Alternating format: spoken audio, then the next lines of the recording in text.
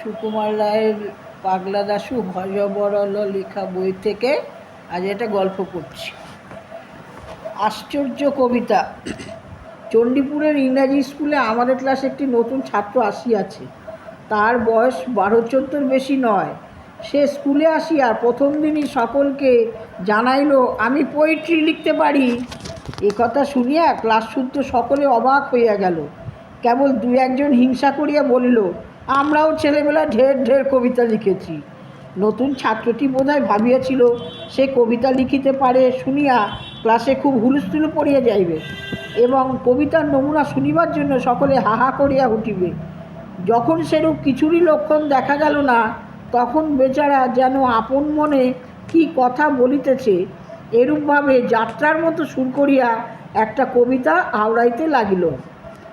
ওহে বিহঙ্গম, তুমি কিসের আশায় বসিয়াছ উচ্চ ডালে সুন্দর বাসায়? নীল নভমণ্ডলেতে উড়িয়া উড়িয়া কত সুখ পাও আহা ঘুরিয়া ঘুরিয়া। যদ্যপি থাকিত মম পুচ্ছ এবং ডানা, উড়ে যেতাম তব শনে নাহি শুনে মানা।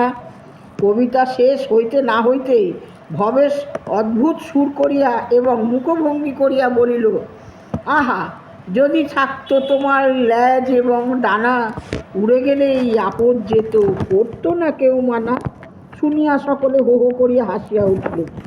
নতুন ছাত্র তাহাতে রাগিয়া বলিল, দেখো বাপু, নিজেরা যা পারো না তা ঠাট্টা করে উড়িয়ে দেওয়া ভারী সহজ।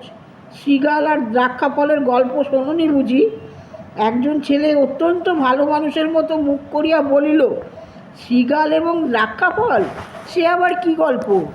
অমনি নতুন ছাত্রটি আবার সুর ধরিল, বৃক্ষ হতে দ্রাক্ষা ফল ভক্ষণ করিতে লোভী শৃগাল প্রবেশ করে দ্রাক্ষা খেতে।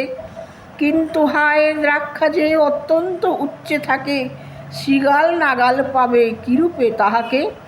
বারংবার চেষ্টায় হয়ে অকৃতকার্য, দ্রাক্ষা টক বলিয়া পালালো ছেড়ে সেই রাজ্য।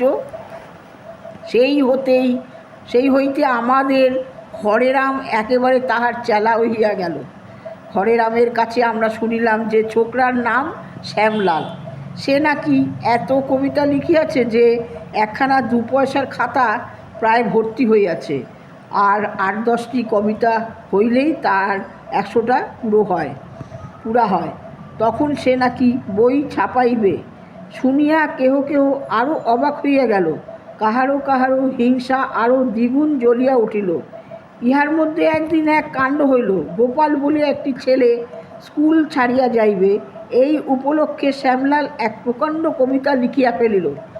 তাহার মধ্যে বিদায় বিদায় বলিয়া অনেক অশ্রুজল, দুঃখ, শোক ইত্যাদি কথা ছিল। গোপাল কবিতার আধখানা শুনিয়াই একেবারে তেলে বেগুনে জ্বলিয়া উঠিল। সে বলিল, হতভাগা, ফের আমার নামে পোয়েট্রি লিখবি তো এক থাপ্পড় মারব। কেন রে বাপু, দুনিয়ায় কি কবিতা লিখবার আর কোনো জিনিস পাওনি? হরেরাম বলিল, আহা বুঝলে না, তুমি স্কুল ছেড়ে যাচ্ছ কি না, তাই ও লিখেছে। গোপাল বলিল, ছেড়ে যাচ্ছি তো যাচ্ছি, তোর তাতে কী রে? ফের জ্যাঠামি করবি তো তোর কবিতার কাতা ছিঁড়ে দেবো। দেখিতে দেখিতে কথাটা স্কুলময় রাষ্ট্র হইয়া পড়িল। ছেলেরা, বিশেষত নিচের ক্লাসের ছেলেরা, দলে দলে শ্যামলালের কবিতা শুনিবার জন্য আসিতে লাগিল।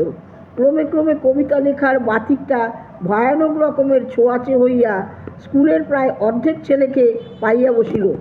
ছোট ছোট ছেলেদের পকেটে ছোট ছোট কবিতার খাতা দেখা দিল। তা বড়দের মধ্যে কেহ কেহ শ্যামলালের চেয়ে ভালো কবিতা লিখিবার জন্য কোমর বাঁধিয়া লাগিয়া গেল। স্কুলের দেয়ালে, পাড়ার কেতাবে, পরীক্ষার খাতায় চারিদিকে কবিতা গজাইয়া উঠিল।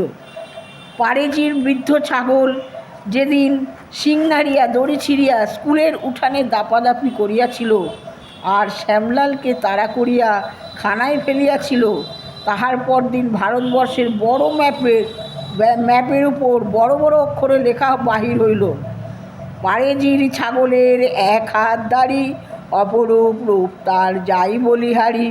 উঠানে দাপট করি নেচেছিল কাল, তারপর কি হইল জানে শ্যামলাল। আজকে এইটুকুই থাক, পরের দিন বাকিটা শোনাবো, ঠিক আছে? এখন আসি, টাটা। যদি ভালো লাগে গল্পটা, হ্যাঁ, লাইক কমেন্ট শেয়ার করো। লাইক দিও, লাইক কেউ করছো না। একটা লাইক দিও, আর নতুন বন্ধু যদি হও একটা সাবস্ক্রাইব করে দিও।